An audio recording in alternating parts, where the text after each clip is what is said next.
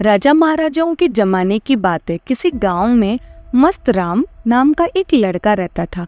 वो था तो बहुत गरीब और उसे मुश्किल से ही भरपेट भोजन मिल पाता था, मगर फिर भी वो चिंता नहीं करता था और सदा हंसता मुस्कुराता रहता था। उसमें एक खास बात ये थी कि वो लोगों की मदद करने के लिए हमेशा तैयार रहता था। कोई भी उसे जो भी काम करने को कहता वो तुरंत कर देता और बदले में जो भी मजदूरी मिलती उसे खुशी खुशी ले लेता था। बस यही उसकी आमदनी थी और इसी में उसका गुजारा होता था। एक दिन मस्त राम किसी धनी सेठ के यहाँ काम करने के लिए गया और सेठ उसके काम से बहुत खुश हो गया। सेठ ने खुश होकर मस्त राम से पूछा, मस्त राम, मैं तुम्हारे काम से बहुत खुश हूँ, मैं तुम्हें इनाम देना चाहता हूँ, बोलो तुम्हें इनाम में क्या चाहिए।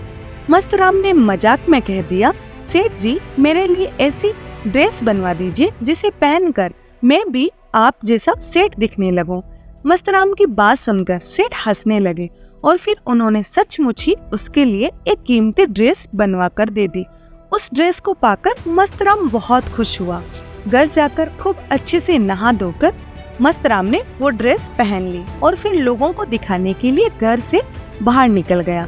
घर से निकलने के बाद उसकी मुलाकात एक किसान से हुई। किसान मस्त राम की महंगी ड्रेस देखकर कहने लगा, बड़ी कीमती ड्रेस है, बहुत बड़े सेठ लगते हो। किसान की बात सुनकर मस्त राम पर मस्ती छा गई और फिर सेठों के जैसा रोब दिखाते हुए बोला, सेठ क्या चीज है मेरे सामने, मेरे पास तो वो कीमती खजाना है जो यहाँ के राजा के पास भी नहीं है।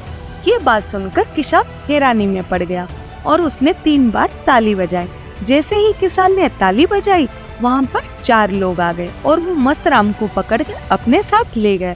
दरअसल वो किसान के रूप में राजा थे और उस समय किसान के भेष में घूम रहा था। उसके 4 सैनिक भी भेष बदलकर घूम रहे थे। सैनिक मस्त राम को दरबार में ले आए और फिर राजा ने मस्त राम से सवाल जवाब किए। सुनो नौजवान, जल्दी से हमें बता दो कि तुमने खजाने को कहाँ छिपा रखा है। मस्त राम ने कहा, महाराज, मैंने खजाने को कहीं नहीं छिपाया है। महाराज बोले, कुछ देर पहले तो कह रहे थे कि तुम्हारे पास तो वो कीमती खजाना है जो राजा के पास भी नहीं है। मस्त राम ने कहा, महाराज, वो तो मैं अभी भी कह रहा हूँ।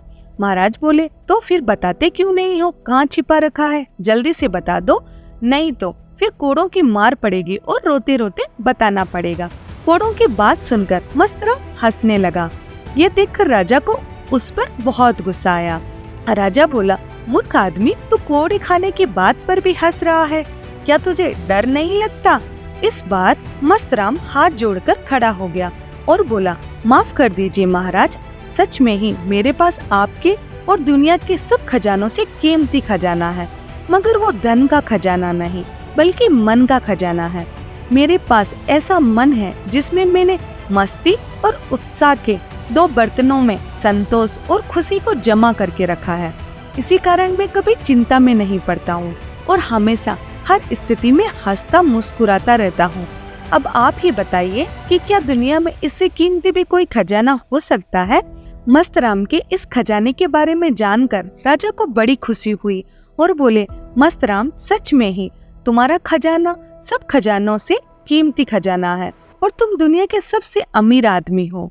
हम सब के पास भी मस्त राम जैसा खजाना होना चाहिए, जिसमें मस्ती और उत्साह के 2 बर्तन होने चाहिए, जिसमें संतोष और खुशी भरपूर भरी हुई होनी चाहिए।